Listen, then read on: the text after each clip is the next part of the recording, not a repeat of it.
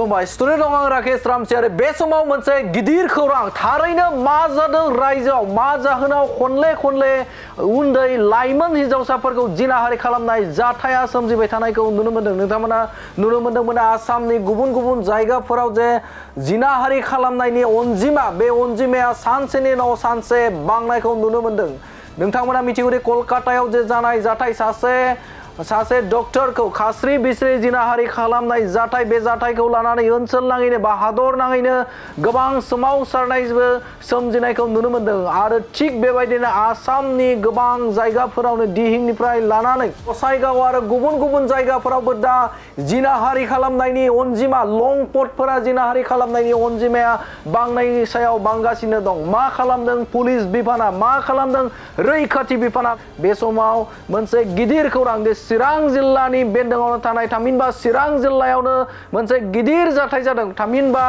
जिनाहारि हानजायारि जिनाहारि जादों आरो जाय जिनाहारि जानाया समाजारि बिजोङाव बे भिडिअआ गोसारदों गोबां सुबुंफोरनि आखायावनो जिनाहारि खालामनाय जे भिडिअ भाइरेल जानाया नुनो मोनदों आरो बे जाथायखौ लानानै लोब्बा थानाय साबा दायनिगिरिखौ बे समाव रुनिकाटा पुलिस बिफाना हमबाय होनानै जोंनिसिम खौरां सौफैदों थारैनो 16 बोसोर बैसोनि उन्दै हिनजावसाखौ जिनाहारि खालामदोंमोन हानजायारि जिनाहारि खालामदोंमोन आरो जिनाहारि खालामनानै समाजारि बिजोङाव बे भिडिअआ गोसारदों आरो बे गोसारनाय लोगो लोगोनो सुबुंफोरा बेनि बेरेखा थामहिनबा बेखौ सोंखारिदों आरो दायनिगिरिखौ थाबैनो साजा होनांगौ होननायनि थाखाय दाबि खालामदों आरो बे जाथायखौ लानानै रुनिकाटा पुलिस बिफाना बे समाव सांग्रां जादों आरो सांग्रां जानानै साबा दुथां लंपटफोरखौ बे समाव रुनिकाटा पुलिस बिफाना हमदों होननानै जोंनिसिम खौरां सफैदों आरो साद'नि गेजेराव साबा हमजादों आरो सासे दुथां दायनिगिरि बे दायनिगिरिया दासिम खारखुमाना दं होननानै जोंनिसिम खौरां सौफैदों थारैनो मुगैथाव इनाय अनागार जे जाथाय बे जाथाया रायजोआव मा जाहोनाव खनले जाबाय थादों बे मोनसे गिदिर सोंथि रैखाथि गैया नामा आइजो माहारिया बे मोनसे गिदिर सोंथि जायनि थाखायनो बे समाव खनले रैखाथि बिफान थानाय समावबो बे समाव खनले जिनाहारि जानाय जाथाया बे समाव सोराङाव फैबाय थादों थिग बेबायदिनो उन्दै बैसोनि 16 बोसोर बैसोनि सासे हिनजावसाखौ जिनाहारि खालामनाय जे बे भिडिअआ समाजारि बिजोङाव गोसारनायखौ नुनो मोनदों आरो जाय जाथायजों लोब्बा थानाय साद'नि गेजेराव साबा दुथांखौ बे समाव रुनिकाटा पुलिस बिफाना हमबाय होननानै जोंनिसिम खौरां सौफैदों चिरां जिल्ला पुलिस बिफाना गोख्रों बाथ्रा बुंदों नायबिजिरनाया बे समाव सोलिबाय थादों होननानै बाथ्रा बुंदों नायबिजिरनाया सोलिबाय थादों आरो दुथांफोरखौ थाबैनो हमजोबनाय जागोन होननानै बाथ्रा बुंदों बिथां चिरां जिल्ला पुलिस बिफाना थारैनो रायखांनांगोन बे समाव रायजोआव बा हादराव खनले उन्दै लाइमोन हिनजावसाखौ जिनाहारि खालामबाय थानाय जाथायखौ लानानै आसाम पुलिसा थामहिनबा आसाम सरकार आरो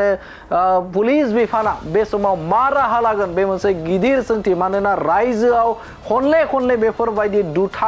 दुथां हाबाया जाबाय थादों आरो बे जाथायखौ लानानैनो दुथांफोरखौ गोख्रोंनिफ्राय गोख्रों जुदि साजा होआब्ला आरोबाव रायजोआव बेफोरबायदि जिनाहारि खालामनाय जाथाया जाबाय थागोन आरो बे समावनो नोंथांमोननि गेजेराव मोनसे बिग आपडेट नोंथांमोननि गेजेराव होदों जे 16 बोसोर बैसोनि सासे हिनजावसाखौ खास्रि बिस्रि जिनाहारि खालामनाय जाथाया समाजारि बिजोङाव गोबां गोसारदों आरो बे जाथायखौनो बे जाथायजों लोब्बा थानाय दुथांनि गेजेराव साबा दायनिगिरिखौ रुनिकाटा पुलिस बिफाना हमनाय खौराङा जोंनिसिम सौफैदों बे समावनो चिरां जिल्लानि पुलिस बिफाना बे समाव मा बुंदों नोंथांमोननि गेजेराव होनि ना इनभेस्टिगेशन चलि আছে স্যার কি আসলে ঘটনাটা হয়েছে যে এতিয়া ইনভেস্টিগেশন চলি আছে এতিয়া আমি ক'ব নোৱাৰো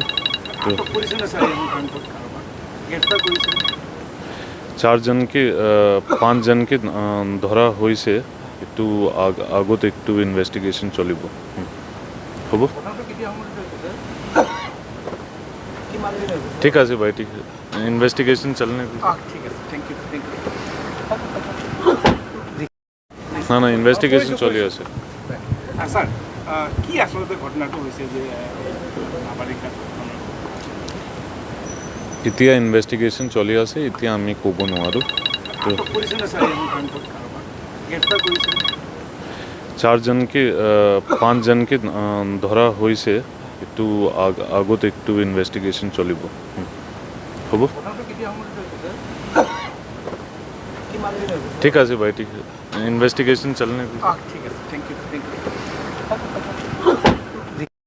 না না ইনভেস্টিগেশন চলি আছে